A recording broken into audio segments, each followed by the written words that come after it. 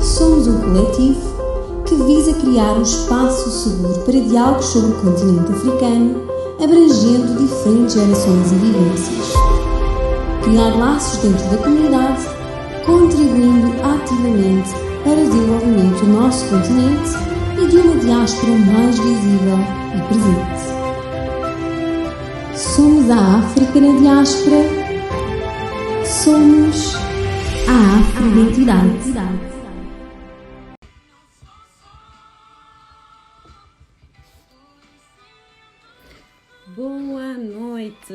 Boa noite, sejam muito bem-vindos. Boa noite, Nuno. Vamos juntar-nos todos, vamos partilhar a live, vamos fazer aqui um bom grupo para mais um Trajetórias. Ai meu Deus, como eu adoro as semanas do Trajetórias. Eu também estou aqui a partilhar. Vamos dar aqui um tempinho para as pessoas entrarem.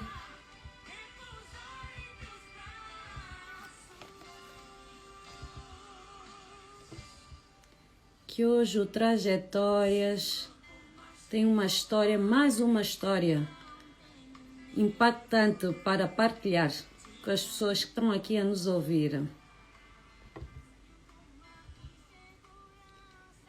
Eu também estou aqui a partilhar. Vamos chamar todos.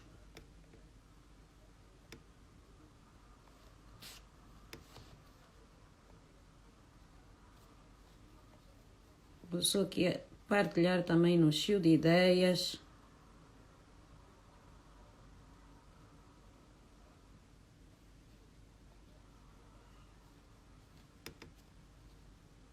Sejam muito bem-vindos. Boa noite, Maria da Luz, já a vejo.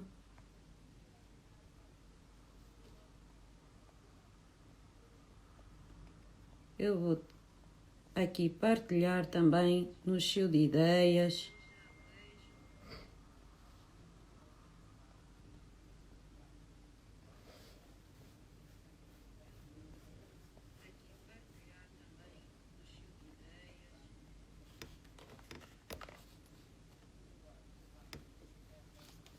Boa noite, sejam muito bem-vindos.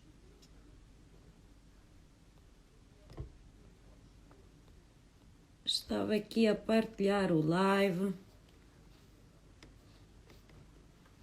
Assim vamos aqui proporcionar um momento de partilha. Bem-vindo, Carlos. A todos, boa noite, sejam bem-vindos a mais um Trajetórias.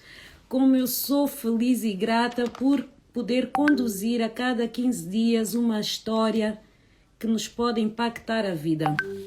E eu quero saber dessas 5 pessoas que já estão aqui.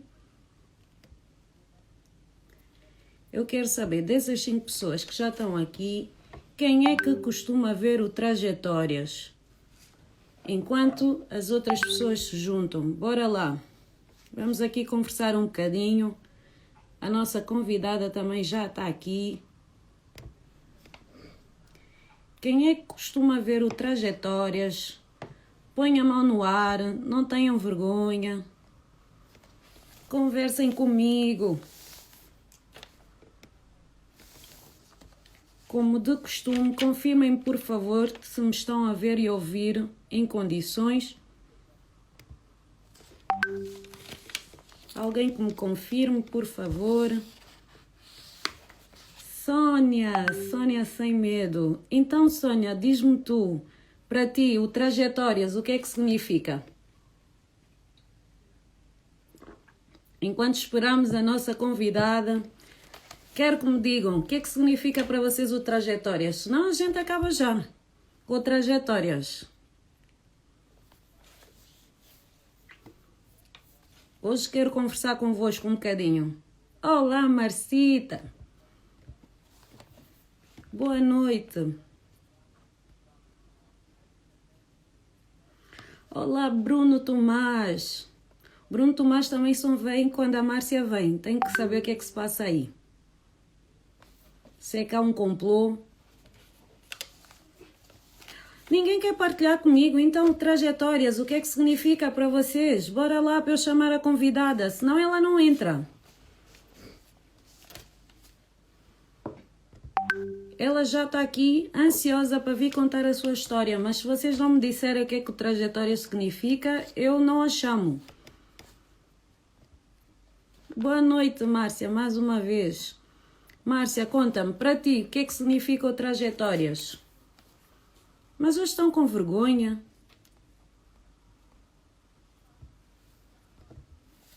Não querem falar comigo? Pronto, digo eu. Para mim, trajetórias significa aprendizado.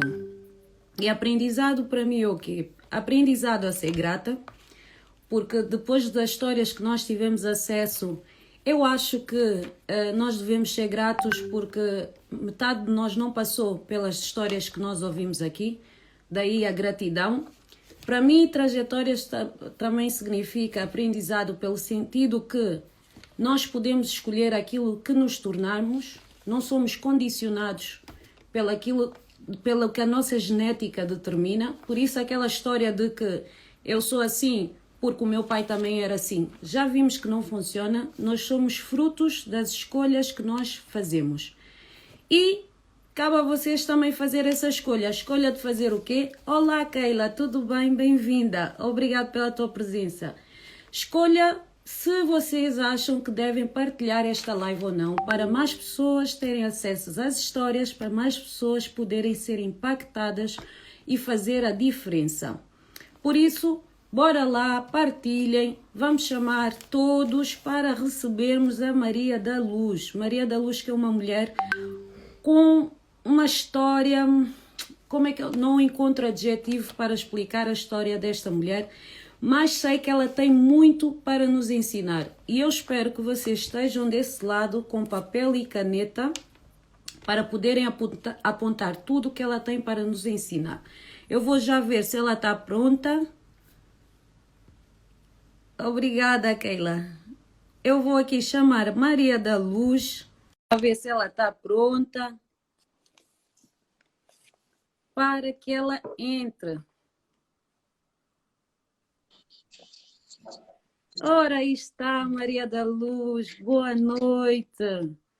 Muito boa noite. Que ajuste só mais um bocadinho que eu quero ver bem a Maria da Luz. Só estou a ver os óculos ainda. Eu não sei se as outras pessoas conseguem ter acesso a toda a imagem. Fantástico. Tá bom assim, agora, né? Está ótimo. Muito bem-vinda, Maria da Luz. Eu chamo Maria da Luz porque fui autorizada a tratar assim, Maria da Luz. Não pensem que eu sou mal criada. Com certeza, não. É um prazer enorme. Lido muito, aliás, é uma alegria lidar com os jovens quase que de igual para igual, né? Porque a pessoa não tem que se sentir velha, nem se fazer velha, nem o outro sentir miúdo ou desrespeitarmos uns aos outros, e a idade é só um número que não nos define mesmo, né? Exatamente. Eu gosto muito de lidar com simplicidade com toda a gente. Maria da Luz, antes de mais, eu quero agradecê-la por ter aceito vir falar conosco, porque nos dias de hoje são raras as pessoas que aceitam partilhar as suas histórias. E no Afro-Identidade nós temos esse compromisso de trazer histórias que possam influenciar positivamente a outras pessoas que se inspiram naquilo que vão ouvir durante esta hora que nós vamos estar aqui a conversar. E como sempre, eu começo sempre por pedir ao convidado que se apresente e faça um pequeno resumo, Maria da Luz. Não é para contar já tudo, vamos devagar que nós temos uma hora. Um resumo de onde e quando é que a Maria da Luz nasceu. Ok, então eu nasci no sul aqui de Angola, na província que era Moçambique e passou a Namíbia e agora é Moçambique outra vez, numa povoação chamada Caínde, que pertence ao município do Virei. Muito bem. Numa comunidade Mucubal, em agosto de 61. Uau, uau. E diga uma coisa, é filha única ou tem mais irmãos? Bom, sou filha de uma Mucubal que teve 3 filhos, mas os outros são só irmãos por mãe. Ok. De pai e mãe Porque não tem irmãos de não pai e tem, mãe, só de um lado. não, só de um lado. E Maria da Luz, bom, 61 já vai há algum tempo, mas o que é que se recorda da sua infância, assim, algo impactante ou uma história que tenham contado? Do 0 aos 5, como é que definiria a infância que teve? Curiosamente, dos 0 aos 5 eu não me lembro de quase nada. Às vezes até chego a dizer, não sei o que é que aconteceu naquela altura, que eu não me lembro de quase nada. Mas é óbvio que depois, quando era mais crescidinha, contaram umas histórias que aconteceram à volta do meu nascimento, né? Uhum. Como é óbvio, é um bocado diferente. E pronto, mas lembro-me da liberdade de quando era muito, porque era muito ativa, gostava muito de brincar com os outros rapazes, principalmente com os outros rapazes, olha, principalmente com os rapazes, de trepar as árvores, de subir a nossa montanha, porque lá na minha aldeia tínhamos um monte e eu trepava aquilo com uma agilidade tão grande ou mais ainda do que eles que tinham mais, que supostamente eram rapazes. Mas assim até aos 5 anos não tenho quase imagens nenhumas, a não ser depois as coisas que me foram contando As mais tarde, né? histórias partilhadas. E alguma específica que lhe tenha marcado daquilo que partilharam consigo depois? Há várias, né? Uma delas foi o meu próprio nascimento. Quer partilhar É, connosco? Como é que foi? Difícil? claro, não eu acho que tem algumas coisas bastante curiosas e até pedagógicas, digamos assim. Porque eu prezo, respeito muito a minha cultura de origem da parte da minha mãe. Aliás, foi muito importante para mim regressar passado 38 anos e identificar-me, encontrar a minha origem, encontrar a minha raiz, que andou meio perdida aí pelo mundo fora e durante o projeto de processo de refugiada. Mas também há coisas que às vezes na nossa cultura não são boas e que têm que evoluir. E felizmente umas mudam, outras mudam com mais dificuldade. Então, quando eu nasci, na minha tribo, à nascença, eles matavam os albinos, Ok. porque acreditavam que eram seres, que não eram, a palavra era ramunto. Ramunto quer dizer não é gente.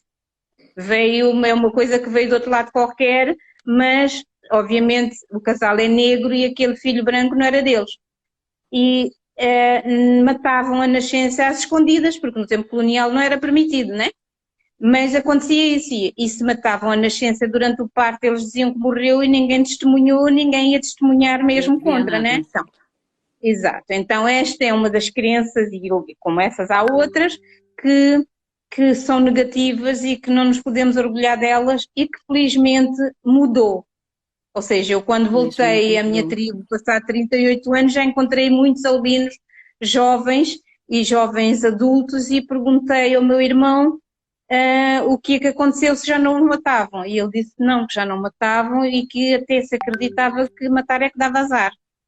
Então as coisas evoluem, de certa Você forma, né? já começou, quer dizer, se a história continuar assim, eu não sei se eu vou aguentar toda a live, mas eu vou ser forte. Não A aguenta. Maria da Luz nasceu albina, sobreviveu Não, como? eu não era Não o que era, sou. confundiram. Fui confundida porque ao nascer, branquinha, sem cabelo, de um jovem casal de bleques, uh, as mais velhas disseram logo Ramundo, não é gente. E a minha mãe, que já era um bocadinho avançada, uma jovem, pelo que se diz teria 16 anos ou 17, mas à frente, e teve sorte de estar bem, que ouviu a palavra mágica e disse: não, não, essa criança não é o que estão a pensar, se vocês matarem vão todos presos. Porque ela com o noivo, com o marido, já tinham ido tratar do meu futuro, já tinham falado ao português tinha um comércio lá na nossa zona para me criarem. Se queriam, e eles disseram que sim. Então eu só fui nascer no Quimbo por tradição, porque já tinham um lar, Então, só porque eles para ver se pensaram. eu percebi, Maria da Luz, você nasce já com compromisso que vai ser doada a uma família, é isso? Exatamente, já grávida, eles sabiam que eu ia vir de Cachindela, como eles dizem, branquinha, e que lá corria vários riscos, né? Com o calor, com a seca, com o que normalmente acontece ali naquela zona, e as dificuldades de criar uma criança assim lá, eles trataram logo de, durante a gravidez, ir falar com o senhor e com a senhora, que eram os comerciantes lá do sítio, para adotarem, digamos assim, e eles disseram que sim, que não tinham crianças. Então, quando depois de nascer, eles foram me lá levar. E eu, embora fosse adotada, eles nunca me esconderam e eles iam me visitar. Os meus avós, os meus tios, os parentes todos, eu sabia que a minha família era aquela, né? Ok, ou seja, nunca foi escondido, simplesmente foi Não. arranjada uma solução tendo em conta as tradições antigas para que não corresse risco de vida. Exato. Ai, ai.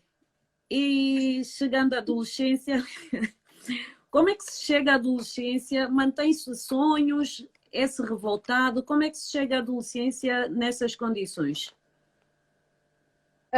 Pronto, eu de facto até a adolescência, até aos 13 anos, posso dizer que era uma criança feliz, que tinha tudo, tinha conforto, tinha educação do melhor que havia na região, não tinha qualquer complexo de ter sido uma criança como naquela altura estigmatizavam, enjeitada ou a de filha de pai incógnito, porque nunca soube quem era o meu pai, não é? Portanto, não tive infelizmente não cresci com esse estigma, porque os meus padrinhos educaram-me muito bem e não escondendo que a minha mãe e a minha família eram aqueles, também sabia portanto, era uma criança feliz, não fora de facto a reviravolta que acontece com a independência. E aí sim começa o calvário, né? Porque o E meu eu vou padrinho só morre. interrompê-la só para. Porque o Bruno Tomás pergunta-nos em que altura foi isso, a história que estava a contar. Foi na altura da infância, Bruno, entre os 0 e os 5, em que a Maria da Luz nasce e é adotada, é dada pela mãe para proteger uma família de acolhimento. Onde ficou até ficou com essa família, voltou para a sua mãe 38 anos depois, é isso que eu percebi? Sim, sim, sim, ou seja, não, quer dizer, acontece, eu fiquei com esta família, que era o meu padrinho e a minha madrinha, até se dar a guerra.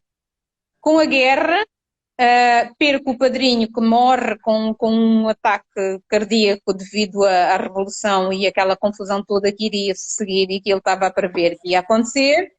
E depois começa o conflito armado, havia aqueles tiroteios constantes entre a UNITA, a FNLA e o MPLA, e depois os sul-africanos vieram ajudar também a complicar a nossa situação, e vou então para o sul, para o sul, para onde hoje é Ondiva, com algo perdida também da minha madrinha e do resto da família, numa grande confusão no meio da guerra, fui parar aquele campo de refugiados com uns irmãos da minha madrinha, onde tivemos uns meses. Espera. O padrinho morre de ataque cardíaco, perde-se da madrinha, encontra-se com os primos e vão parar a um campo de refugiados em Ondiva. Onde tivemos uns meses até que fomos todos evacuados pela Cruz Vermelha Portuguesa, juntamente porque houve uma caravana de retornados, né, portugueses que estavam a fugir também para o sul, para ir para esses campos, e depois evacuaram toda a gente que lá estava, não é? E eu acabei indo nessa ponte aérea de Vinduque para Lisboa em março de 1976. Com os primos ou sozinha? Não, com esses irmãos, com um irmão da minha madrinha. Ok. Que era adulto, qual era a idade? Era um jovem, teria 18, 19 anos, e com ele iam mais 3 primitos todos mais novos do que eu. A Maria da Luz na Primos. altura tinha 13, é isso que me tinha dito. Não, nessa altura já tinha 14. Já Chegou tinha a Lisboa 14. já com 14 anos. Ou seja, o Sim, mais velho que ia na caravana tinha 18. sim, E o chegam desta a. família, né? E curioso é que nós perdemos-nos porque a família estava a preparar-se para sair em caravana, a família da minha madrinha, os irmãos dela, mas como nós saímos no carro pequeno com o tio mais jovem, e disseram esperem-nos à saída da cidade do Lubango ou na Chibia, que é uma vila mais próxima, que nós vamos abastecer e havia filas para abastecer e as bombas não tinham combustível, aquelas coisas da guerra, do conflito. Só que nós ficamos à espera na Chibia, na estrada, o dia todo e depois, como eles não vinham, tivemos que ir pernoitar em casa de conhecidos na Chibia por causa do conflito e ficamos sem saber se eles tinham passado durante a noite, se eles não tinham passado e perdemos-nos assim deles e afinal eles já tinham sido presos, a cidade tinha sido ocupada e eles ficaram já lá no Lubango, só soubemos disso 38 anos mais tarde, né? E lá E, fomos com o carrito para a fronteira, ficamos sem combustível e sem comida, fomos a reboque, mas como era uma caravana, toda a gente era solidária uns com os outros e rebocaram-nos e lá fomos até Ongiva. que chegaram, conseguiram então sair de Ongiva para Lisboa, é isso que disse? De Ongiva para Grootfontein e Vinduque, onde embarcávamos em Vinduque. Vinduque, Portugal. E chegando a Portugal, como é que foi? Tinham pessoas à espera? Bom, aquilo, a chegada a Portugal foi dolorosa, de facto, porque era frio, aquilo era horrível, de facto, naquela altura aquilo era mesmo feio e fomos colocados numa pequena vilinha onde havia uma irmã já instalada da minha madrinha. Pronto, mas a coisa, naquela situação de adaptação a um país que estava a sair ainda em convulsão, eles próprios estavam-se a arranjar com o 25 de Abril, aqueles governos só duravam 6 meses, aquilo era tudo muito confuso, não havia condições que há hoje para acolherem e para cuidarem e para... Pronto, acabei sobrando lá entre os irmãos da minha madrinha e vi-me sozinha passado uns meses e fui acolhida por uma senhora da Guiné-Bissau. Ok. Adotada, entre aspas, outra vez. Pela segunda vez fui adotada por esta senhora da Guiné-Bissau, que Está ainda até hoje é na uma... sua vida, a senhora? Tá, e estará sempre. É uma pessoa muito importante na minha vida.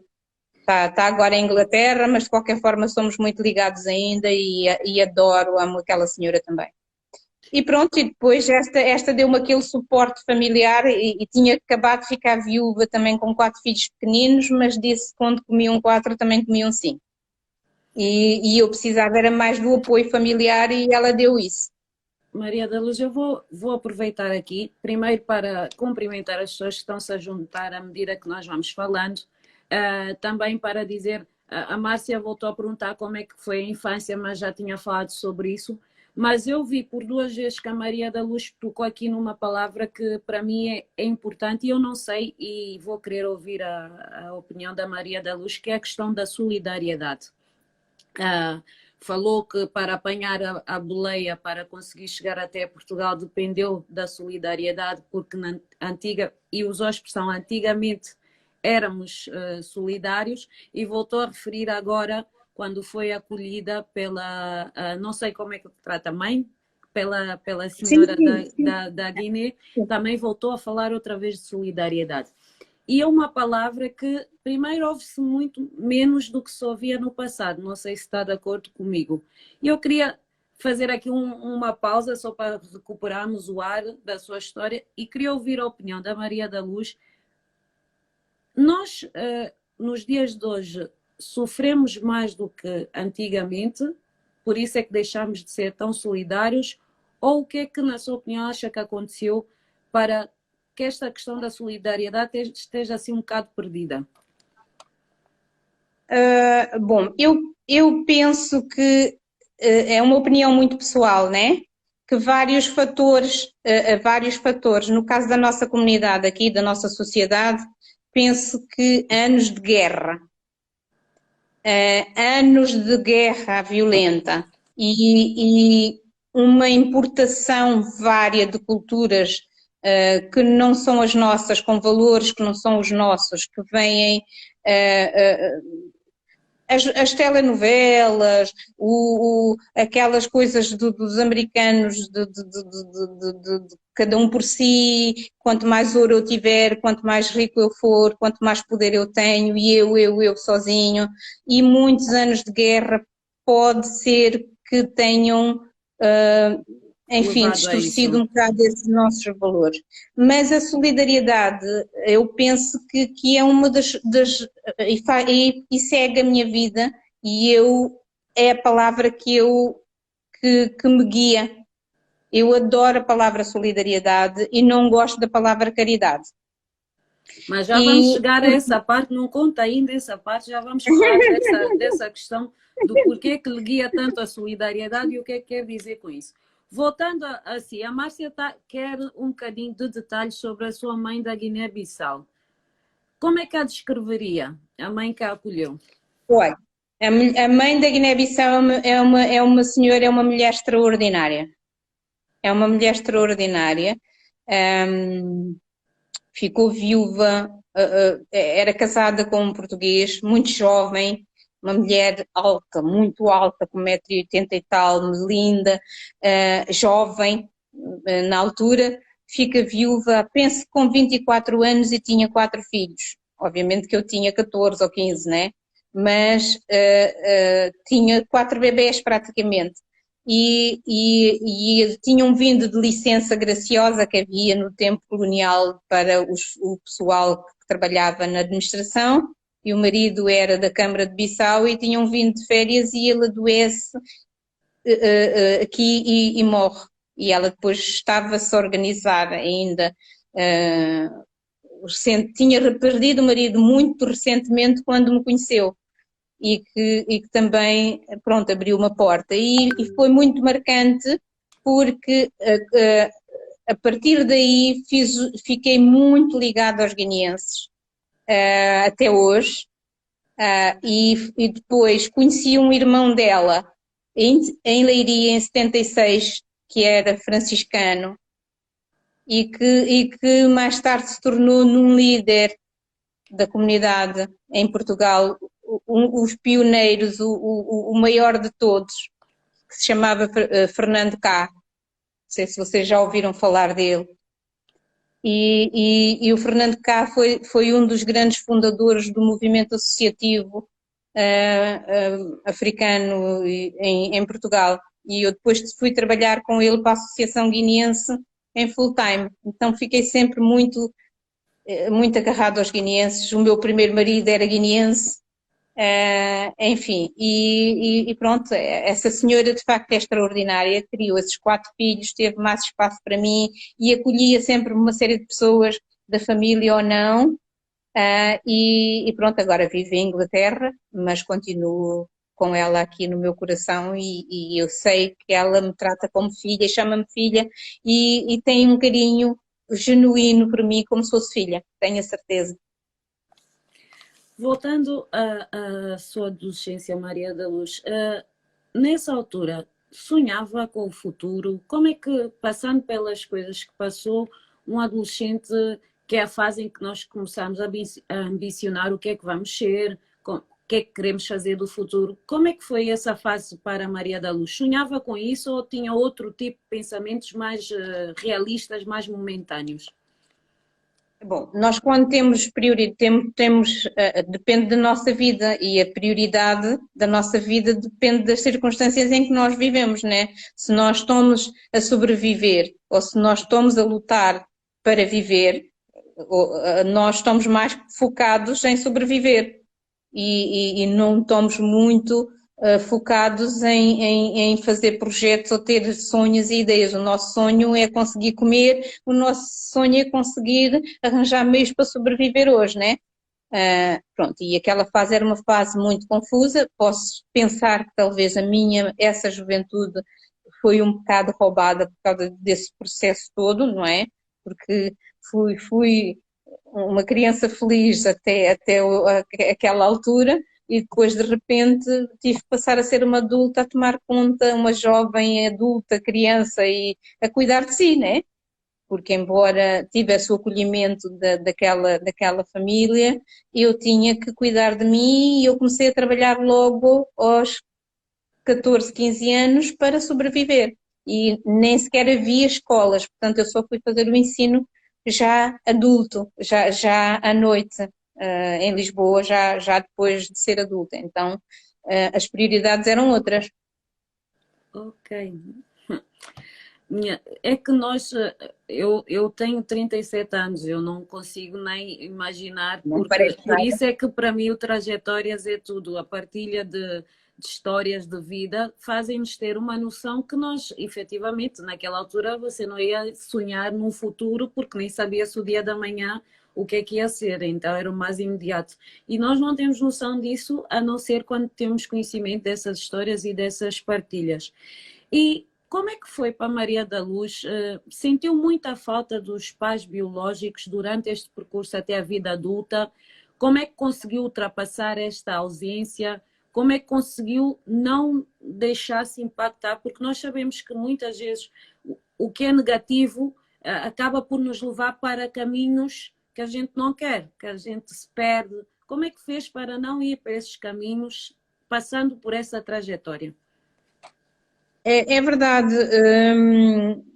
Provavelmente quando era bastante jovem havia momentos em que poderia ficar um pouco, apesar de estar focada em sobreviver, havia alturas em que as coisas estavam um pouquinho melhor e que a pessoa se dava ao luxo de pensar porquê que o meu bilhete de identidade. Só isso é um motivo, é quase um motivo de trauma. E em várias situações eu quando tinha uma certa vergonha, porque o meu bilhete de identidade é assim, Maria da Luz, filha de Maria. Acabou. Porque não tem pai, não tem sobrenome, a mãe tinha um nome tradicional, mas os tugas, como não queriam escrever o nome tradicional, que era muito complicado, puseram Maria e acabou, também não tinha sobrenome. Então, lá não era problema na comunidade, mas depois aí em Portugal já era, né? Então, já era uma estiga. Ainda hoje é estiga. Quando eu apresento o meu bilhete de identidade, ficam a olhar para mim, mas como é que pode? É só Maria da Luz, filha de Maria. E quando era miúda ainda aquilo criava-me ali algo jovem, criava-me algumas situações,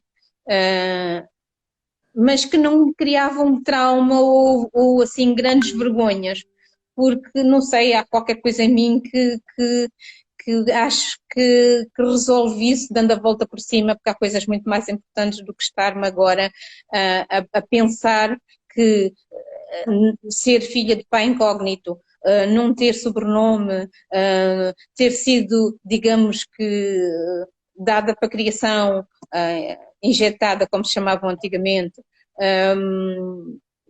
que era motivo para ter trauma de infância, para ter depressões. Não sou muito, nunca fui, não era muito propícia a isso, estava muito focada em outras coisas. Isso acho Então, que não fiquei. não ficou mágoa dessa fase? Não ficou, tanto que não ficou que eu poderia ter desenvolvido mecanismos para me defender, escondendo essa parte de que nasci numa. Porque eu conheço outras primas que também nasceram na Willa, em tribos, ou mesmo no Namibe, e que nem querem que ninguém saiba daquilo. E Esconde até algumas nem hoje. são tão. E algumas não têm olho verde e não são louras e branquinhas como eu sou. Mas preferem não falar disso porque têm vergonha e nunca teriam coragem de, se tivessem a oportunidade, de vir com todo o carinho e todo o amor e todo o orgulho, ir a bancar e procurar a sua mãe, a sua avó e a sua tia e ir lá para o Quimbo a celebrar e festejar o reencontro, porque não ficaram bem nesse processo todo. Eu, felizmente, fiquei, não sei qual, porquê, mas fiquei, não fiquei com grandes traumas que me causassem Eu colocaria a transtorno. questão ao contrário. Até que ponto para Maria da Luz foi importante ou é importante saber as suas raízes, saber a proveniência, saber exatamente pelo processo e trajetória por onde passou até o dia de hoje? O quanto é que disto foi importante para se transformar na mulher que se transformou? Ou acha que isso não teve Isso, influência? não, é muito importante, é mesmo muito importante. Penso que devo agradecer isso aos meus padrinhos, devo agradecer à minha mãe que me salvou e que me pôs neste mundo e que me aceitou de volta, que ainda tive a felicidade de a encontrar viva, e os meus padrinhos que não me meteram macaquinhos no sótão e não me criaram ou não me deixaram criar complexos ou coisas assim. E para mim foi, no fundo, eu fui, não podia ter ficado depressiva, alcoolizada ou drogada, ou porque não tinha uma família durante esse percurso todo e não tinha, pronto, por essas coisas todas, mas eu achava que aquilo era motivo para continuar a avançar e fazer outras coisas. E estava sempre tão envolvida em projetos comunitários e na luta, porque eu sou ativista dos direitos humanos e sou ativista social e durante 30 e tal anos eu andei sempre muito envolvida na luta antirracista em Portugal e andava muito ocupada para ter tempo de desenvolver depressões e pensar que era uma triste coitada. Não, aquilo até era um motivo de orgulho porque era a minha referência. Apesar de tudo, eu sabia quem era e não tinha qualquer problema e, pelo contrário, até era um certo orgulho. E hoje é quando eu conto isto em qualquer lado sem problema nenhum, com orgulho de saber quem sou, de onde é que vim e a minha origem, onde é que eu pertenço, as pessoas adoram e veem que estou muito bem, que estou muito feliz, mas não é porque as pessoas adoram, é porque genuinamente aquilo fez-me mesmo muito, muito, muito bem. Voltar a reencontrar a minha família e apesar de todas as dificuldades que eles vivem e todos aqueles choques culturais, né? Porque apesar de Exatamente, tudo já há fazes muito diferenças tempo, muito não é? grandes, exato. Mas e quando estou cansada aqui em Luanda e que consigo ir, porque aqui são 1500 quilómetros, né? E que estou lá uns dias, eu recarrego as minhas baterias e fico a mulher mais feliz da Terra para aguentar mais um ano de embates aqui e ali, não é? Maria da Luz, eu vou só fazer uma pausa para cumprimentar as pessoas que estão-se a juntar a nós, agradecer ao José porque nos parabeniza pelo excelente trabalho. Obrigado, José, por estares desse lado. Também dizer que estamos a partilhar a história da Maria da Luz, uma mulher madura que passou por muito. Estamos na fase em que ela vai nos contar de onde é que veio essa força do ativismo, porque essa luta a favor da diferença e contra a desigualdade. Espero que acompanhem, partilhem a live, porque nunca é demais ter conhecimento, nunca é demais ter acesso às histórias das outras pessoas que possam nos impactar e fazer, se calhar, fazer escolhas mais assertivas e com mais conhecimento. Maria da Luz, sentiu na pele o que é ser diferente, o que é nascer diferente, encontrou mecanismos para lutar ou ultrapassar este sentimento que a diferença lhe trouxe durante o trajeto da sua vida e começou a batalhar a favor desta diferença e contra as desigualdades. Por quê? Como é que chegamos até aí? Como é que a Maria da Luz tornou-se uma ativista social? Como é que foi parar até aí?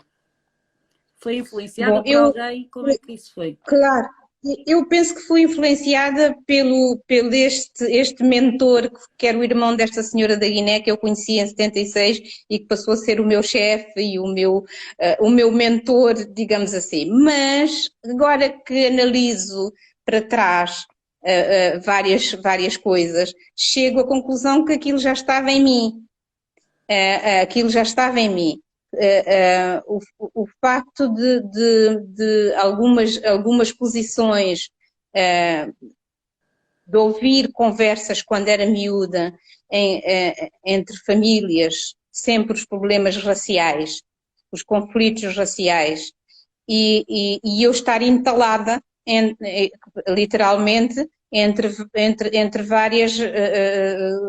vários conflitos, mas já ouvia e posicionava-me e revoltava-me a ouvir os tios mulatos dizerem que as filhas tinham que casar com brancos para apurar a raça ou com mulatos para não piorarem a situação.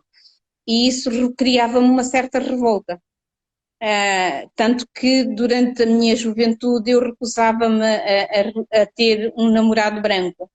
E eu analisava aquilo e dizia, meu Deus, esta revolta será só pelas conversas que eu ouvia, ou eu própria fiquei com alguma raiva desse pai desconhecido que me deixou para lá plantada no mato. Bom, mas também não perdia muito tempo para não estar a criar macaquinhos. De pausa rápida. Exato, de vez em quando, sim, e que vão embora.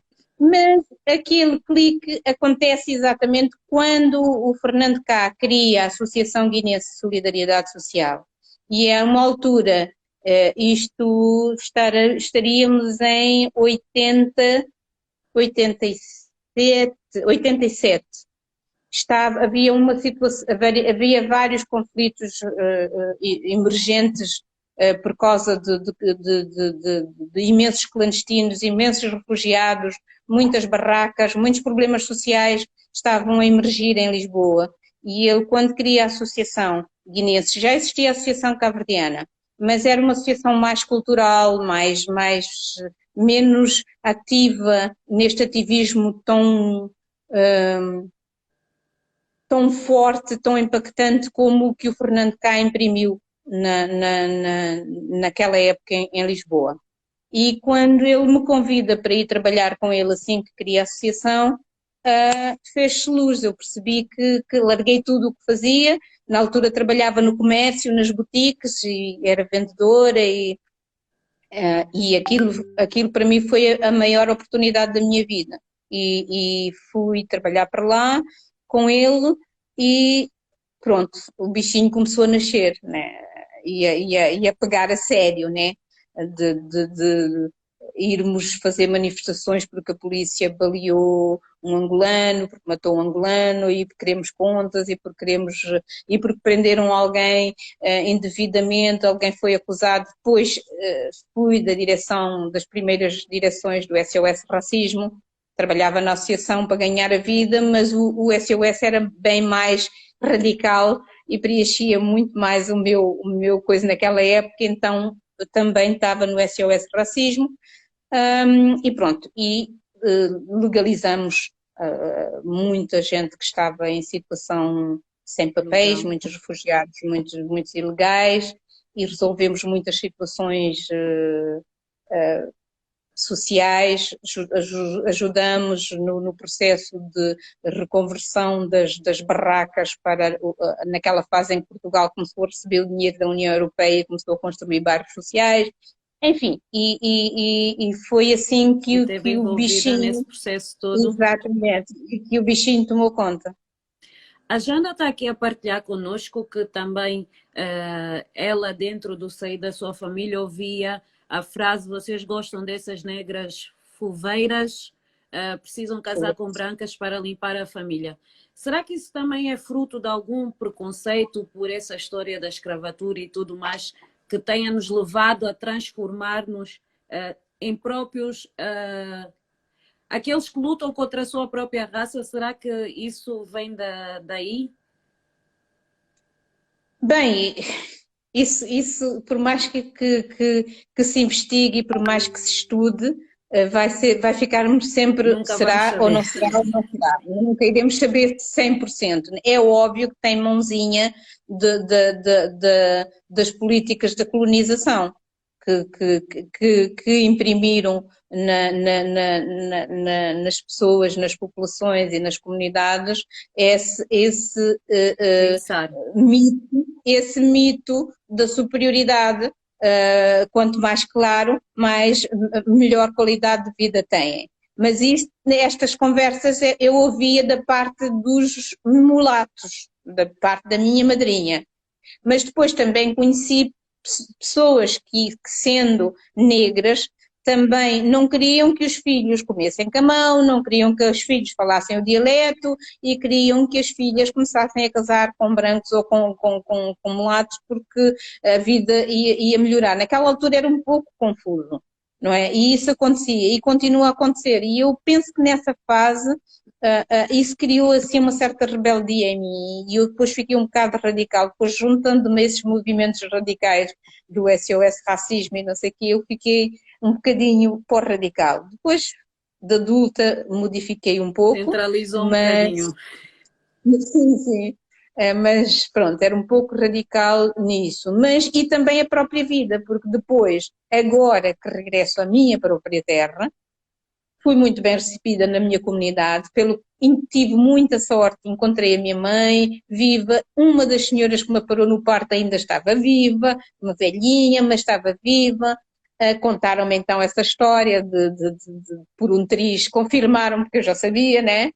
E depois, aqui em Luanda, ser discriminada pelo sotaque de portuguesinha que tenho e pela cor que tenho, desta vez pelos outros que são mais escuros do que eu.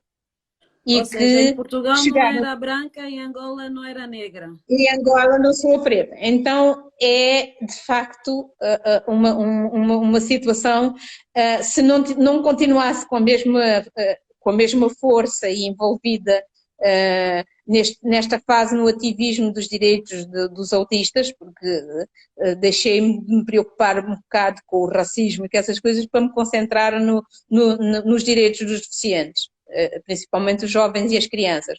Mas sim, isto teria motivos para ficar desolada e deprimida, porque agora sou discriminada aqui porque não sou suficientemente negra para ser angolana e ser africana. Olha, mas você diz aqui que se calhar é preciso tomarmos consciência porque eu acho que aquilo que a Maria da Luz disse com relação a o que nos foi incutido, esta supremacia branca, tenha-nos chegado de tal forma que nós acabamos por ter vergonha da nossa cor da pele, dos nossos valores, da nossa cultura, a questão da língua. Eu, por exemplo, eu não tive o privilégio de saber falar nenhum dos dialetos que nós temos na nossa terra, Angola, que são 18, salvo um erro, não é? Mas nós não aprendemos nenhum, mesmo na escola. Eu ainda estudei até a 4ª classe, mas não nos era ensinado isso. Ainda bem que as coisas estão a mudar. Disse que antes de falarmos da questão do autismo, da associação que acabou por criar depois, eu sei que foi fundadora, assim é que está correto, dos médicos pelo mundo em Portugal. É isso? Sim, também. Ainda quando estava, antes de me mudar para Londres, desafiaram-me e na altura estava um pouco cansada dos conflitos dos africanos, ou seja, começou a haver um fenómeno, o dividir para reinar, digamos assim. O movimento associativo cresceu muito, então havia associações cabo-verdianas, havia uma angolana, uma moçambicana, uma guineense, depois começaram a surgir outras e o movimento ficou muito forte e já tínhamos apoios que incomodavam um bocado o sistema, no caso do Fernando Cá, que tinha amigos como Jack Jackson, que era aquele líder americano muito conhecido, e alguns amigos do Parlamento britânico considerados radicais e tal. E então penso que, de certa forma, o movimento associativo foi enfraquecido. em Portugal. Talvez porque já não havia tantos problemas, porque a maioria foi legalizada, a maioria foi integrada, integrou-se aqui e acolá, as barracas, os problemas pareciam estar resolvidos, não estão completamente, porque os maiores problemas sociais são estas comunidades que enfrentam e as segundas gerações por causa de estarem entalados entre culturas e terem sempre menos possibilidades de ascenderem na sociedade. Então continuam a ter problemas, mas o movimento associativo mudou e eu, desiludida com aquilo, acabei por aceitar um outro desafio de irmos criar os médicos do mundo. E Mas porquê tive muito isso? pouco Porque tempo. essa ligação com os médicos do mundo, como é que... Sei que luta contra a desigualdade, mas Sim, mas porquê os médicos? Os médicos do mundo era uma organização diferente, que tem duas áreas, uma área de emergência médica internacional, para conflitos, para desastres naturais, e tinha uma área também de desenvolvimento. E pensei que seria um projeto aliciante, novo, que íamos criar de raiz e que talvez me trouxesse coisas novas, coisas boas, que eu estava um bocadinho farta de já e desiludida com o movimento associativo e as tricas e as guerras que depois havia de intrigas, porque em vez de nos unirmos, mais uma vez, sermos solidários uns com os outros, uns porque são guineenses, outros porque são cabo-verdianos, os outros porque são angolanos e os outros que são moçambicanos, cada um fica a puxar para o seu lado em vez de se unirem, e aquilo em vez de crescer, mirra. Como disse, né? Dividir para reinar, porque o reino que se divide deixa de ser forte e se calhar foi Completamente. isso E que eu nos sempre aconteceu. fiquei desiludida. Ao mesmo tempo, com o diagnóstico do meu irmão e com a falência do meu casamento, eu precisava de um projeto novo, ainda fui para aquele projeto, mas estive lá pouco tempo e fui-me embora para a Inglaterra encontrar soluções para o meu filho.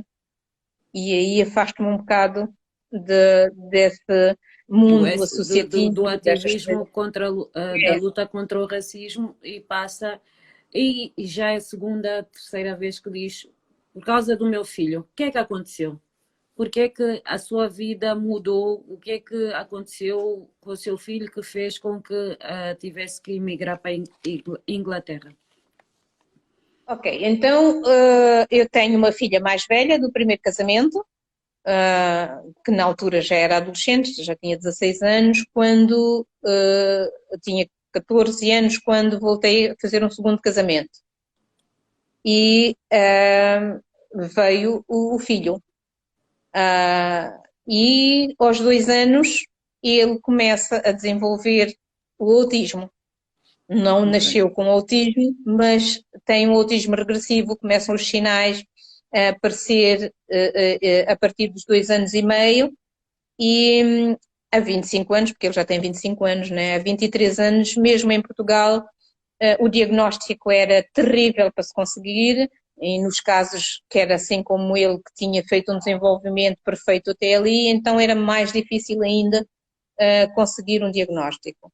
E desiludida com o trabalho, desiludida com o marido, aliás, já em separação, porque começamos a ter problemas e dificuldades de suportar um ao outro, e o problema, a gota d'água, a razão era os problemas com o filho, que não entendíamos, não sabíamos o que era aquilo, nem como lidar com aquilo, e aquilo criou uma pressão tão grande que nos separamos, né? Um dia Na altura tinha troca de quantos anos que palavras. nos disse quando o filho nasce? 35, salvo erro. Sim, 34, 35, por aí. E pronto, e numa discussão pus o marido fora e ele aproveitou e foi embora. E depois, pronto, tive que encontrar soluções, porque ali não havia condições, não havia diagnóstico, pronto, e eu estava-me a passar e a ver o meu filho cada vez a desaparecer mais, hoje que sei que era o espectro, e decido ir para a Inglaterra, na esperança de que lá houvesse uma cura, porque eu nem sequer sabia o que era, né? Então, pronto, quando chego à Inglaterra é confirmado o autismo, e aí é que sim recebo os apoios necessários para saber como lidar com aquilo, o que era aquilo e como é que é. e comecei uma nova luta para recuperar o meu filho. Pronto, mas obviamente que aquilo não tem cura, nem em Inglaterra, nem nos Estados Unidos, nem na China, e pronto, mas tem, de facto, melhorias se as intervenções forem feitas precocemente e se a família e a comunidade onde estão inseridos estiverem em sintonia, eles podem evoluir muito no espectro, e hoje nós sabemos que há pessoas famosíssimas que têm um autismo levezinho e que foram ajudados desde muito pequenininho, embora tenham algumas coisinhas, uns tiques e umas coisas, são geniais e são profissionais independentes e tudo isso, mas pronto, nós Estamos a falar de há não, 25 anos atrás, né? Não podíamos saber isso tudo. claro, claro, Esta é hoje a já sabemos. vantagem da evolução, mas não no tempo em que a gente gostaria que ela tivesse acontecido. Hoje as coisas mudam muito mais rápido, mas há 25 anos atrás era impensável ser assim. E isto levou a criar a Associação Coração Azul. Foi assim? Sim, isto depois, em Inglaterra, quando já o Romão era adolescente, quase com 17, 18 anos, a minha filha mais velha formou-se e veio trabalhar para aqui. Formou-se na Inglaterra e veio trabalhar para cá. E eu fiquei com o Romão e com a menina dela mais velha em Londres e entrei na universidade, entretanto, estudei aí, estudei lá em Londres. Pronto, acabei a minha licenciatura aos 51 anos e numa fase muito complicada.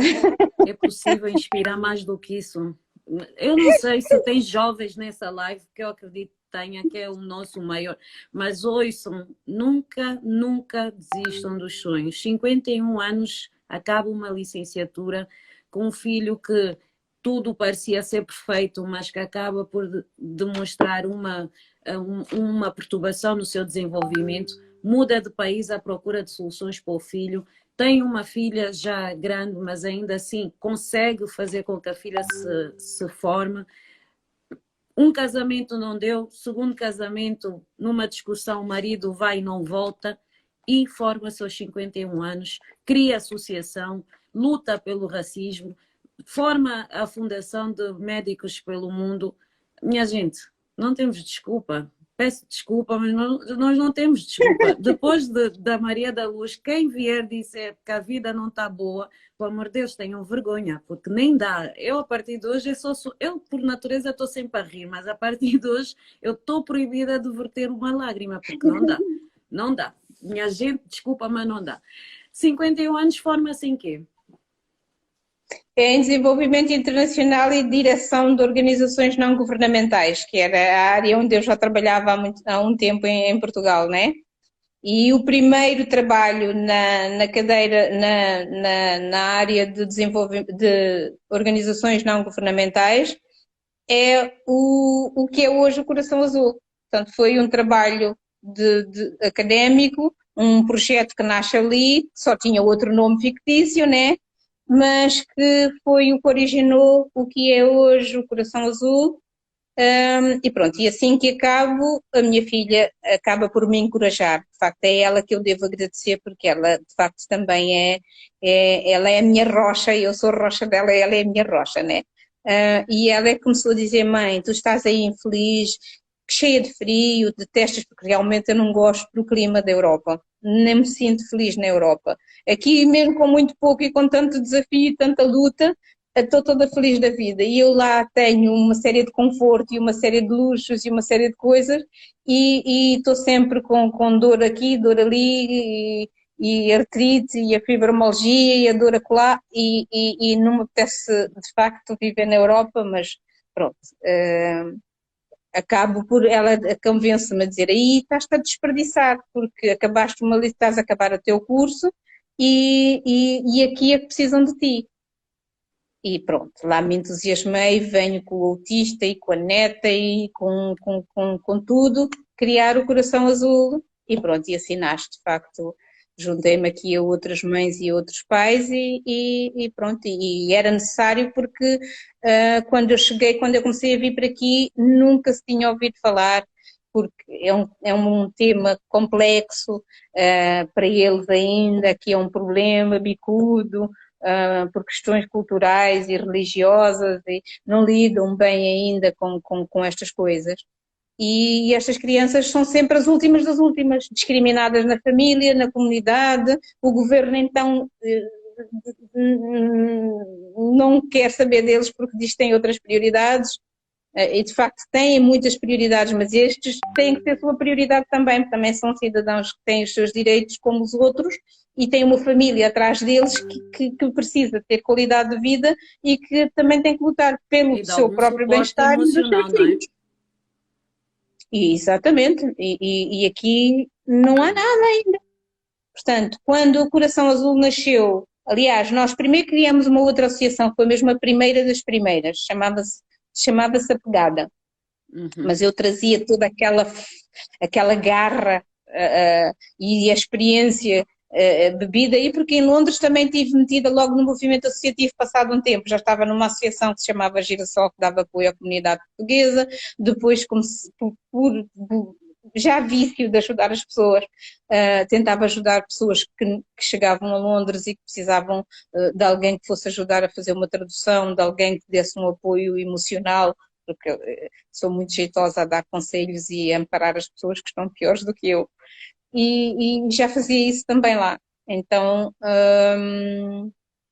criamos essa dita pegada e vinha eu com aquela garra e com aquela experiência toda e a pensar que as coisas que tinham que ser como eu achava que deveriam de ser, perdendo um pouco a noção de que a realidade aqui era completamente diferente e que eu tinha que adaptar as minhas experiências, os meus conhecimentos ao ritmo e a maneira de pensar e de estar aqui das pessoas, né? Então não me entendi com aquela primeira associação que criamos e então saio e crio o Coração Azul com outra mãe e agora temos outras mães também e fizemos logo a primeira atividade no país para fazer aquele awareness nas ruas, né? No Dia Mundial do Autismo e a partir daí aquilo foi iluminamos o Memorial Agostinho Neto 2 vezes, o 1º de Maio, que é para fazer mesmo impacto grande.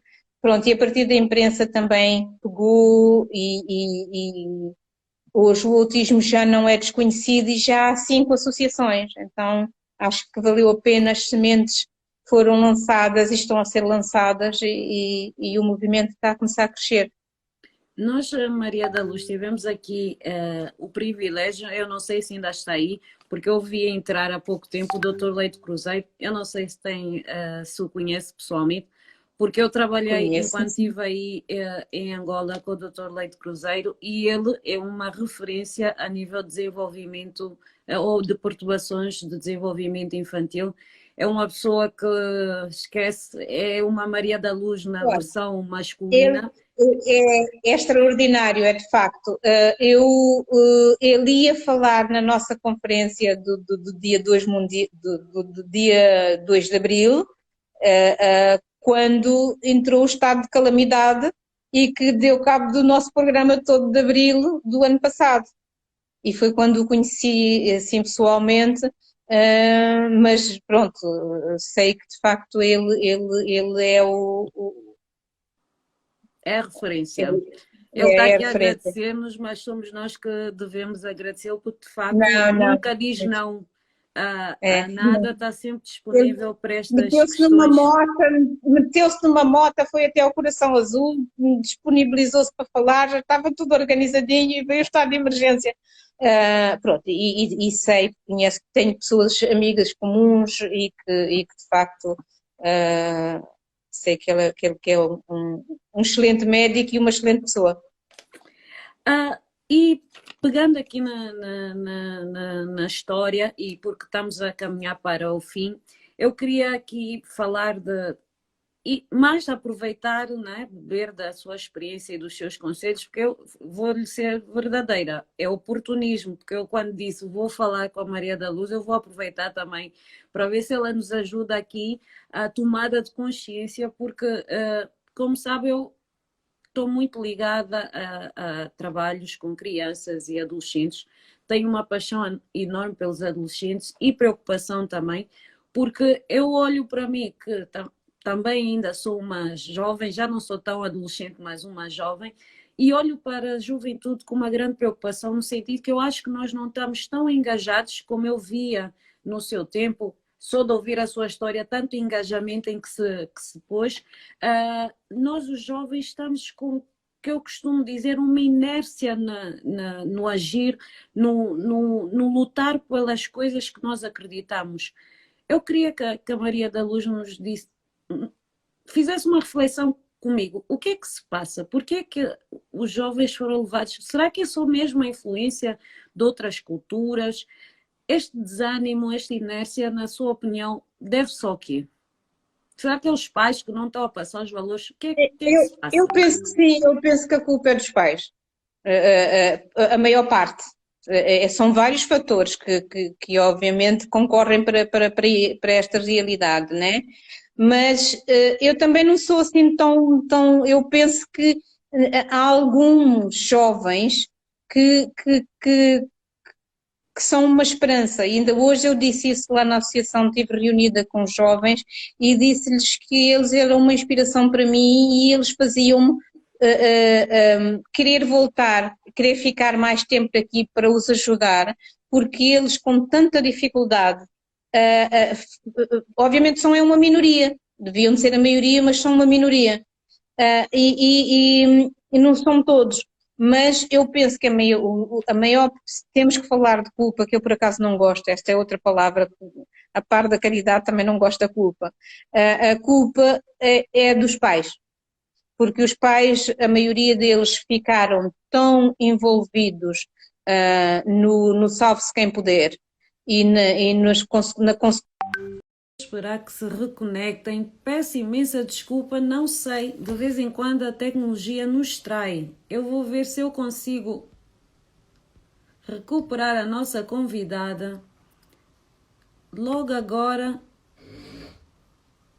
que eu ia beber da experiência e do conselho. Eu peço imensa desculpa. Houve aqui uma falha informática. Não vos consigo explicar o que foi. Mas a verdade é que o live foi abaixo. Vamos só esperar um bocadinho para eu poder reconectar-me a Maria. Esperar que se reconectem. Peço imensa desculpa, não sei. De vez em quando a tecnologia nos distrai. Eu vou esperar que se reconectem. Peço imensa desculpa, não sei. De vez em quando a tecnologia nos distrai. Eu vou ver se eu consigo recuperar a nossa convidada. Logo agora que eu ia beber da experiência e do conselho. Eu peço imensa desculpa, houve aqui uma falha informática, não vos consigo explicar o que foi, mas a verdade é que o live foi abaixo. Vamos só esperar um bocadinho para eu poder reconectar-me a Maria da Luz. Vamos voltar a reconectar-nos. Não vamos deixar a tecnologia nos impedir. A ver se eu consigo recuperar a Maria da Luz. Se já tiver aí,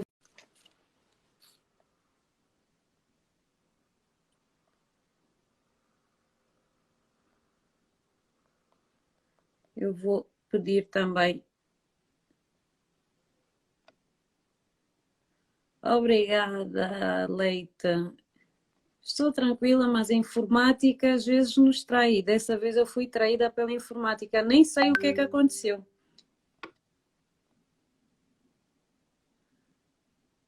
Mas fico contente que vocês estejam a tirar o mesmo proveito que eu e que estejam a voltar. Vamos só ver se a nossa convidada já está aqui de volta.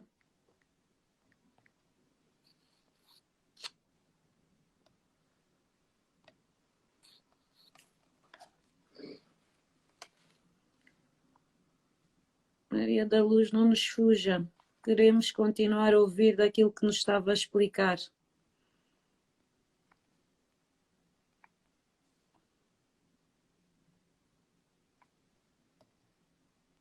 Estamos de volta. Já vejo aqui a Maria da Luz. Vou voltar a conectar-me. Ora, aí está.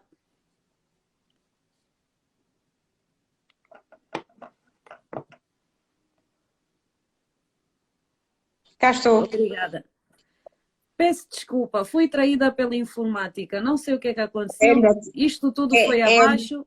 Não, mas isso isto é o maravilhoso desta coisa também, não é? Não controlamos tudo. Isto faz a adrenalina subir. Exatamente, é para ver se nós somos espíritos ou não. Tem vida própria, exatamente. Então eu peço desculpa ter cortado o raciocínio, mas estava aqui a dar a sua visão sobre a nossa inércia, nós de juventude. Atribui uma parte da responsabilidade aos pais. Pronto, é sempre muito complicado, porque desde sempre houve estes pequenos conflitos geracionais, né?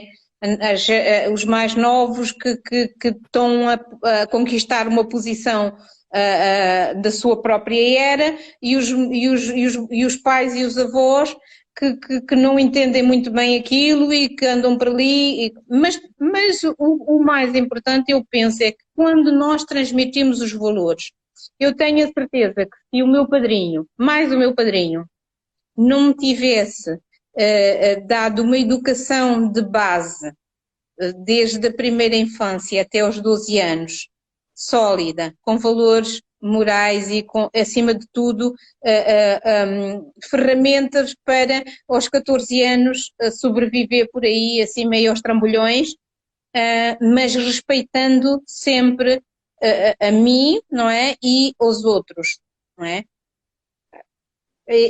Muitas vezes as pessoas, as famílias hoje estão tão desligadas porque têm que conquistar posições, têm que ficar ricos, têm que ser chefes, têm que trabalhar e têm que ter 2 ou 3 empregos para terem ainda mais do que já têm e depois descuidam-se um pouco, ficam à espera que a escola eduque, a escola ensina, não educa, e depois vêm as outras ameaças que são esses videoclipes dos americanos, as novelas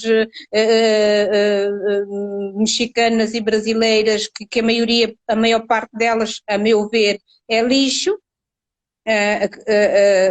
que só vai atrofiar o cérebro. Não estou aqui a defender que se crie uma lei marcial e que as pessoas só vejam e que os jovens e que os jovens sejam forçados a ver coisas não, porque eu até nem gosto, e acho que as religiões também não ajudam nada, são parte do problema, porque as pessoas ficam enquadradas e com brainwashed nessas seitas todas, e aquilo muitas vezes divide mais as famílias do que une.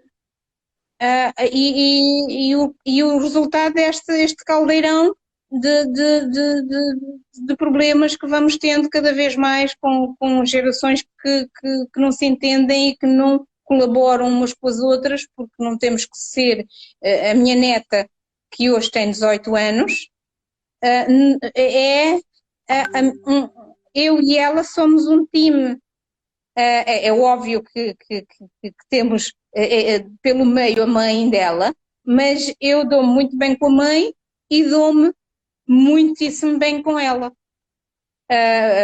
Compreendo que ela está numa geração avançada, porque ela entende destas tecnologias todas e destas coisas todas, e eu ando aqui coxa a tentar aprender, mas o diálogo, o passar os valores, a partilha com ela, o acompanhar a educação dela e não moldar, a minha neta não pode ser como eu, nem pode ser como a minha filha, vai ser como ela é, mas com valores que nós temos que mostrar com os nossos exemplos, fazendo, claro, não é só dizer, é fazer mesmo, e ela ver o que afinal a minha mãe, o que a minha avó fazem, como é que eles são, e ela com certeza que não se vai desviar nunca, se Deus quiser, porque tem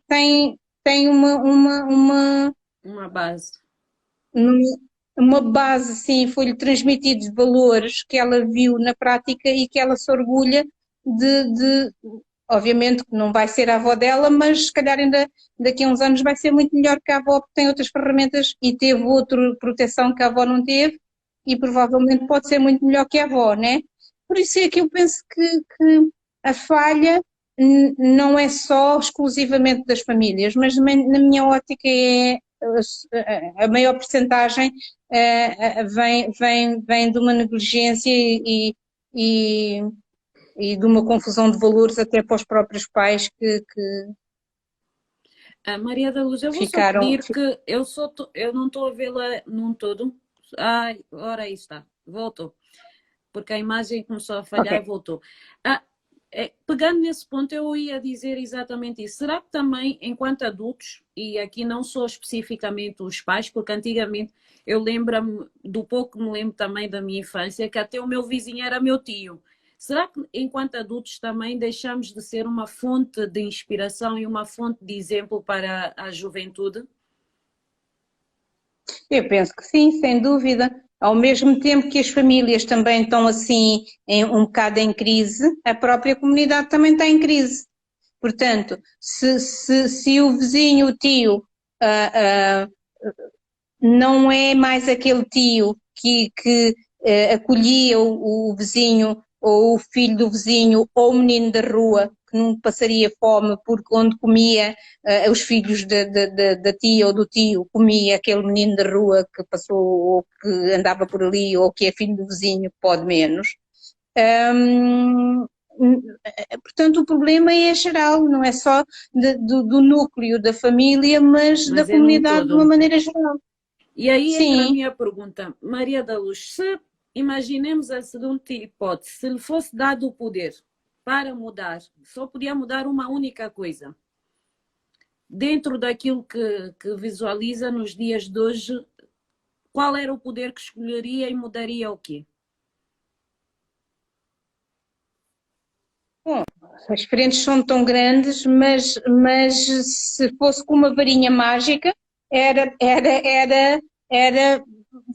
pedir um milagre para que de facto essa solidariedade, essa partilha, essa vontade, olha, aquela palavra que agora está na moda, que eu hoje li um artigo sobre o Ubuntu, a filosofia Ubuntu. africana, o Ubuntu. A Márcia adora essa filosofia, que ela, nem sei como é que ainda não disse. Ela deve estar quase aí a escrever. Claro, e que isso, como uma arte mágica, toda a gente ficasse contaminado com isso e conseguíssemos realmente por artes mágicas, e não só aqui, porque nós temos as famílias na diáspora também cheias de problemas. Aqui os problemas são uns no país, mas esses problemas vão com as pessoas para a diáspora, que depois ainda se juntam a todos os outros problemas que encontram de se inserir numa sociedade que não é sua, do frio horroroso e da falta de sol e essas coisas todas. Portanto, teria que ser uma magia mesmo que atingisse o planeta todo. Sim, porque isso, assim, né? Isso transcende fronteiras, não é uma questão, infelizmente, se fosse só uma questão direcionada a Angola ou à África, estaríamos bem, que era só resolver um continente, mas eu acho que isto é uma questão mesmo do mundo. Eu diria até, associava a consciência coletiva. Eu acho que cada vez mais é preciso que nós ganhemos a consciência coletiva de que se nós não dermos as mãos, vai ser mais difícil. Mas uma consciência coletiva, solidária, verdadeiramente mágica, como essa filosofia, não uma globalização onde os poderosos vão engolir os fracos e continuar mais ricos e mais poderosos e criando cada vez mais este sofrimento planetário. Subscrevo. Maria da Luz, para fechar, e claramente tendo em conta que o objetivo da afro-identidade é chamar a consciência para o continente africano, mas na parte da visibilidade daquele lugar onde a África merece estar, no lugar de destaque, no lugar de quadros de pessoas bem formadas, bem preparadas, que não é esta visão diária que nós vemos da África com fome, da África com carências. E dos objetivos da afro-identidade com esta presença nas redes sociais é podermos trazer ao mundo este lado também da África. Aproveitando isso, eu gostaria que nos deixasse aqui uma mensagem para quem nos ouve, para quem vai nos ouvir, desta África positiva, desta África que nós merecemos, essa África que dizem que é o berço da humanidade. Não é? Dizem não, é de facto o berço da humanidade. Qual seria a mensagem para, principalmente a juventude, que eu acho que é o motor que vai nos levar para outra fase? Qual seria a mensagem que quer deixar aqui a quem nos ouve? Olha, a mensagem é essa mesmo, desta dita filosofia solidária, que é eu sou porque tu és e nós somos um. Não há outra forma, não há outra forma. E os jovens podem mudar e devem mudar o mundo, porque quando deixarem de ter a ilusão que podem fazer melhor, de ter esta paixão por salvar o planeta, é muito mais do que é salvar a humanidade e o planeta em si, e está nas mãos. Não é preciso ir para o outro lado do mundo, mas sim começando aqui na minha rua, aqui na minha casa, no meu bairro, a fazer a diferença, e onde quer que eles estejam, podem fazer a mudança e resgatar, não sei, ou mais do que resgatar, pôr de facto a África no sítio que é de direito, que é estar ao nível das outras nações, dos outros povos, das outras partes do mundo, todas, porque nós somos um todo. E eles podem ajudar a fazer isso, e está nas mãos deles, né? Agora, precisa é que eles percebam e tenham as ferramentas necessárias e que lhes deem condições para eles poderem isso. Sim.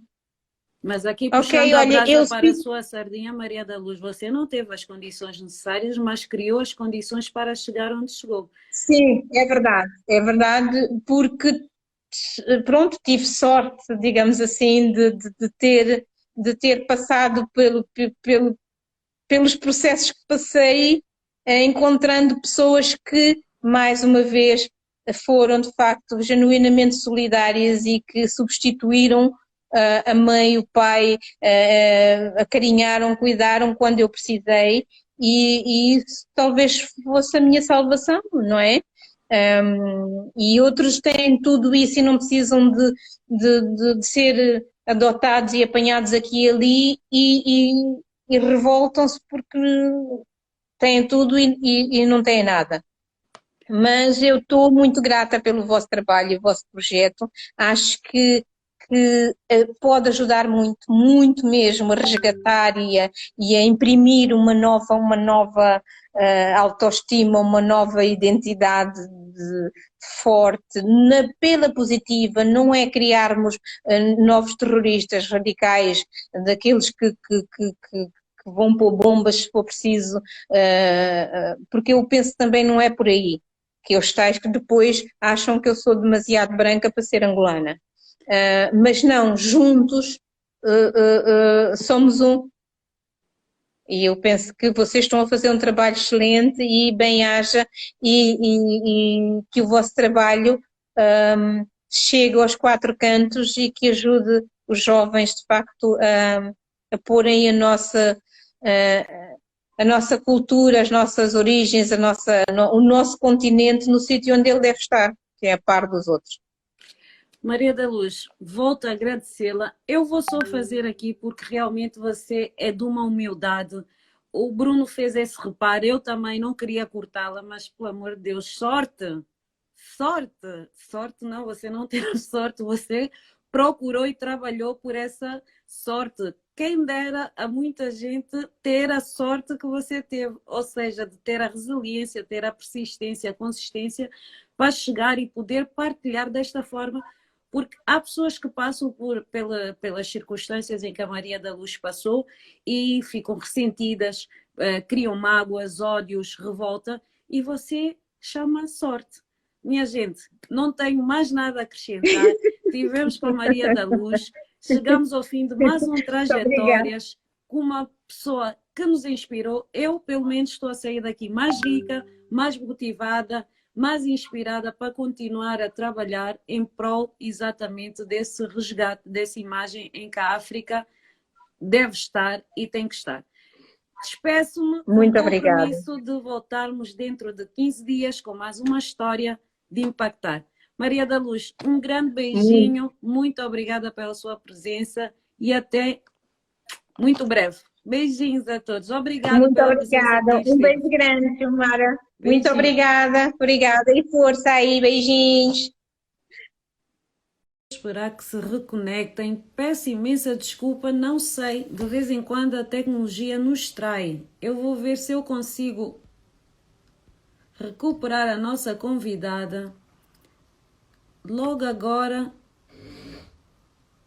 que eu ia beber da experiência e do conselho. Eu peço imensa desculpa, houve aqui uma falha informática, não vos consigo explicar o que foi, mas a verdade é que o live foi abaixo.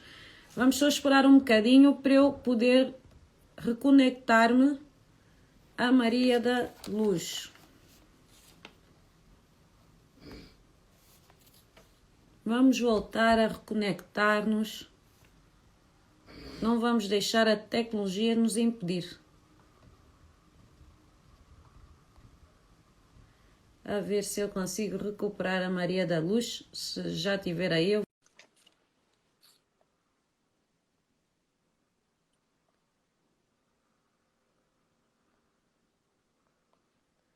vou pedir também.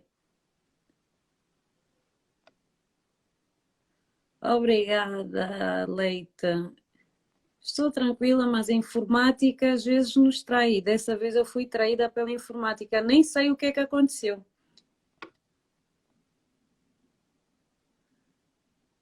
Mas fico contente que vocês estejam a tirar o mesmo proveito que eu e que estejam a voltar. Vamos só ver se a nossa convidada já está aqui de volta.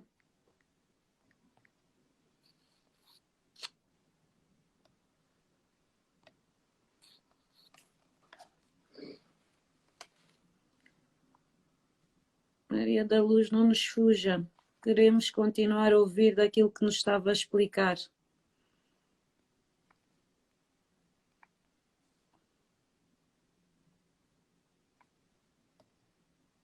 Estamos de volta. Já vejo aqui a Maria da Luz. Vou voltar a conectar-me. Ora, aí está.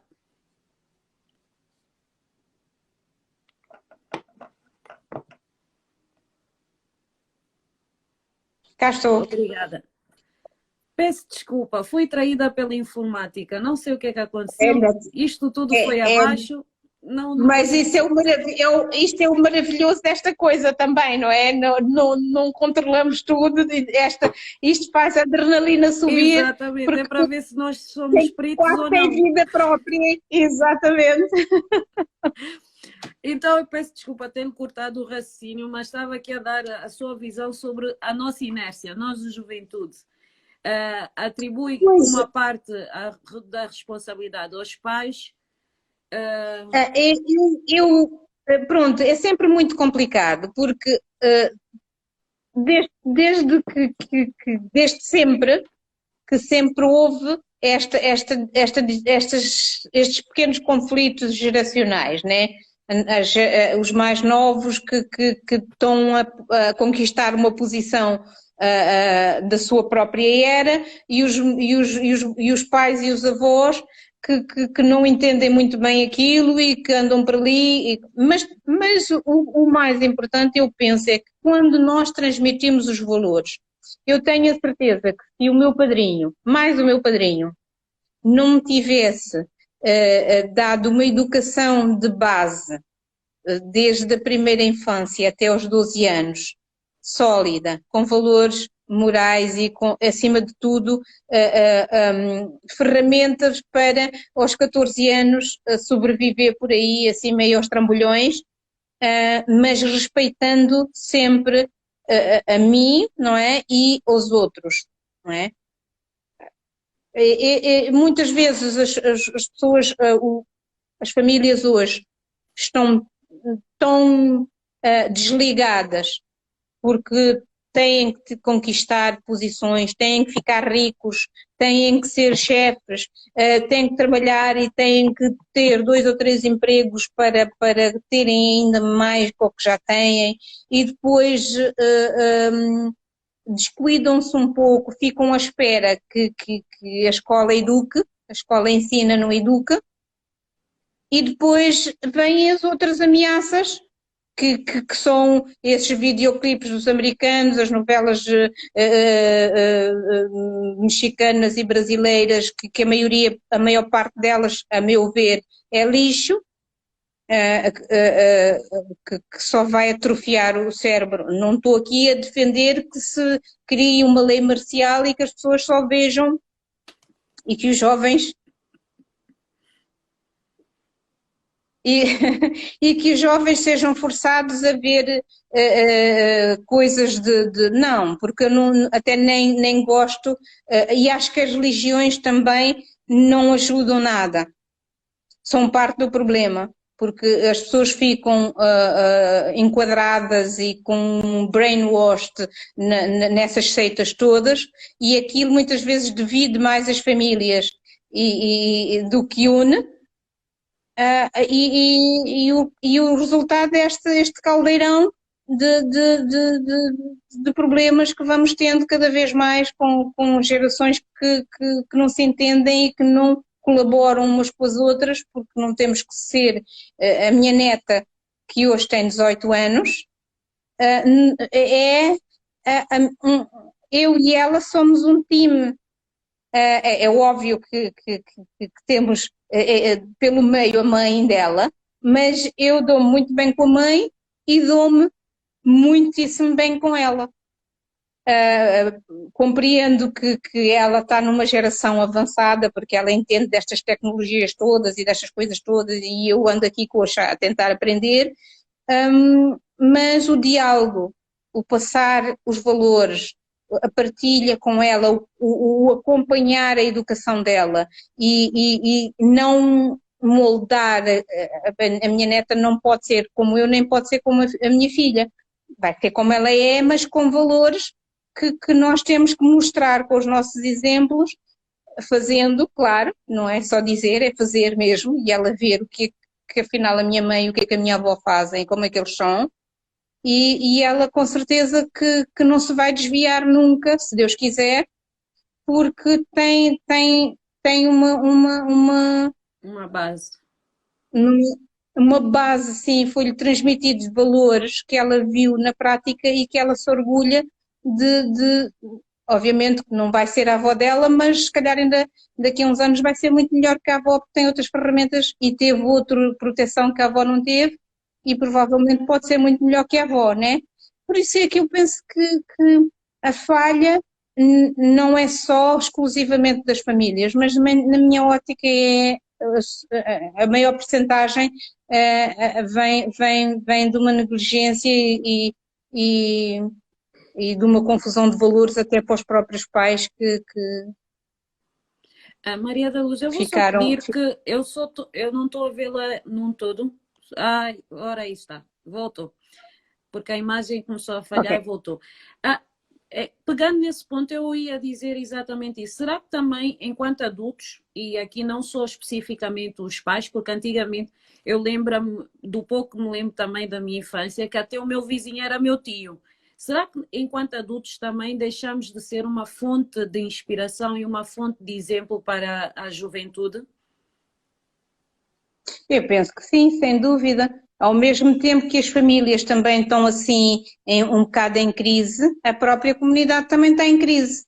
Portanto, se o vizinho, o tio, ah, ah, não é mais aquele tio que acolhia o vizinho, ou o filho do vizinho, ou o menino da rua, que não passaria fome, porque onde comia os filhos da tia ou do tio, comia aquele menino da rua que passou, ou que andava por ali, ou que é filho do vizinho, que pode menos.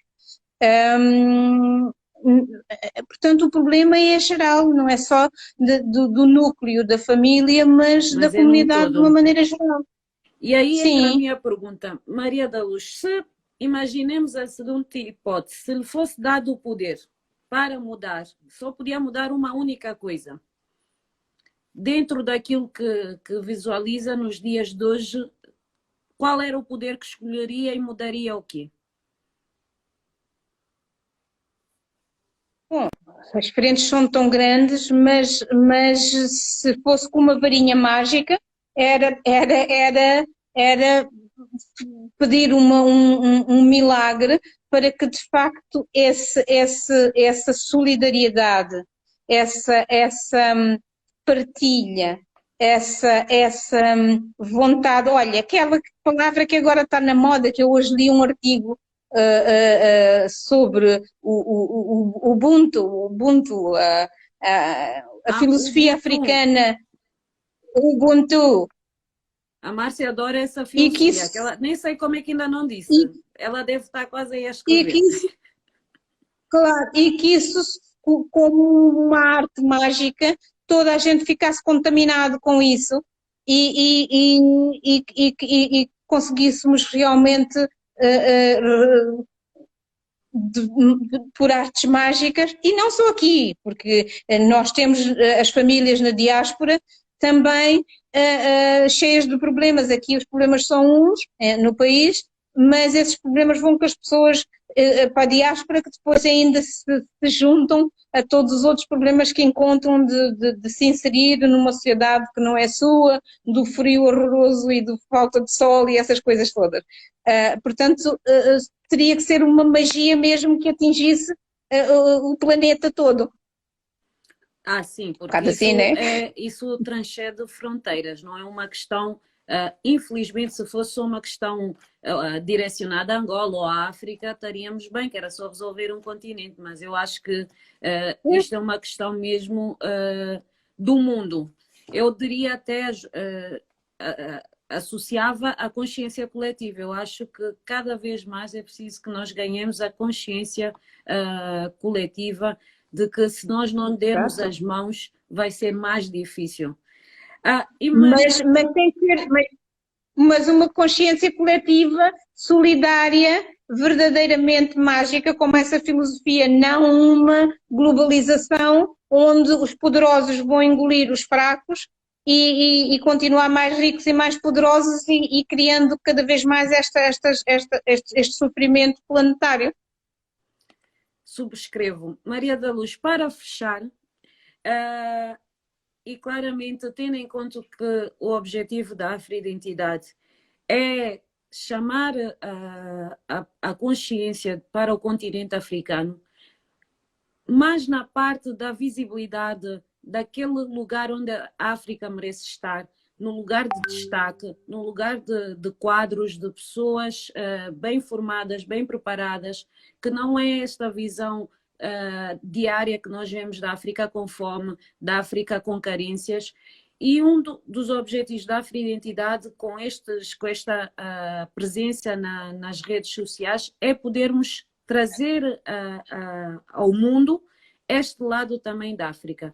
Aproveitando isso, eu gostaria que nos deixasse aqui uma mensagem para quem nos ouve, para quem vai nos ouvir, desta África positiva, desta África que nós merecemos essa África que dizem que é o berço da humanidade, não é? Dizem não, é de facto o berço da humanidade.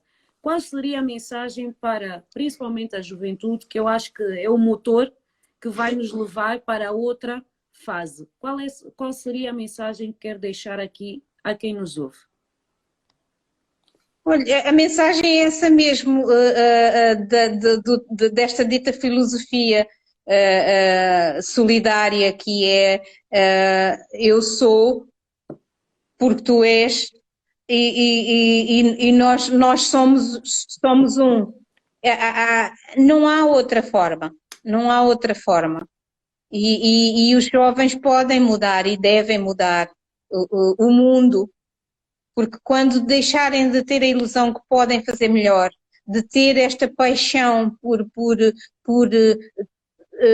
salvar o planeta, é muito mais do que é salvar a humanidade e o planeta em si, e está nas mãos. Não é preciso ir para o outro lado do mundo, mas sim começando aqui na minha rua, aqui na minha casa, no meu bairro, a fazer a diferença, e onde quer que eles estejam, podem fazer a mudança e resgatar, não sei, ou mais do que resgatar, pôr de facto a África no sítio que é de direito, que é estar ao nível das outras nações, dos outros povos, das outras partes do mundo, todas, porque nós somos um todo. E eles podem ajudar a fazer isso, e está nas mãos deles, né? Agora, precisa é que eles percebam e tenham as ferramentas necessárias e que lhes deem condições para eles poderem isso. Sim. Mas aqui, puxando a brasa para a sua sardinha, Maria da Luz, você não teve as condições necessárias, mas criou as condições para chegar onde chegou. Sim, é verdade, porque pronto, tive sorte, digamos assim, de ter passado pelos processos que passei, encontrando pessoas que, mais uma vez, foram de facto genuinamente solidárias e que substituíram a mãe, o pai, acarinharam, cuidaram quando eu precisei, e isso talvez fosse a minha salvação, não é? E outros têm tudo isso e não precisam de ser adotados e apanhados aqui e ali e revoltam-se porque têm tudo e não têm nada. Mas eu estou muito grata pelo vosso trabalho e o vosso projeto. Acho que pode ajudar muito, muito mesmo a resgatar e a imprimir uma nova autoestima, uma nova identidade forte, pela positiva, não é criarmos novos terroristas radicais, daqueles que vão pôr bombas se for preciso, porque eu penso também não é por aí, que os tais que depois acham que eu sou demasiado branca para ser angolana. Mas não, juntos somos um. E eu penso que vocês estão a fazer um trabalho excelente e bem-aja e que o vosso trabalho chegue aos quatro cantos e que ajude os jovens, de facto, a porem a nossa cultura, as nossas origens, o nosso continente no sítio onde ele deve estar, que é a par dos outros. Maria da Luz, volto a agradecê-la. Eu vou só fazer aqui porque realmente você é de uma humildade. O Bruno fez esse reparo, eu também não queria cortá-la, mas pelo amor de Deus, sorte!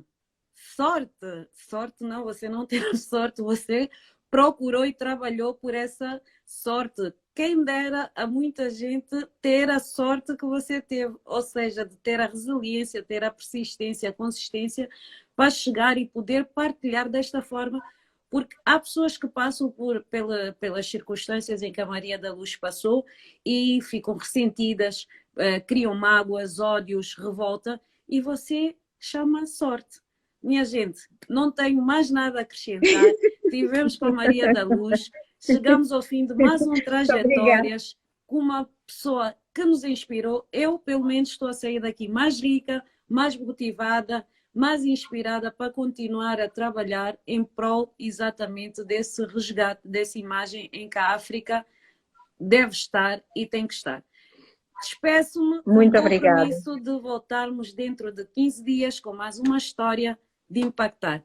Maria da Luz, um grande beijinho, muito obrigada pela sua presença e até muito breve. Beijinhos a todos. Obrigada muito pela obrigada. presença. Um beijo grande, Silmara. Muito obrigada. Obrigada e força aí. Beijinhos.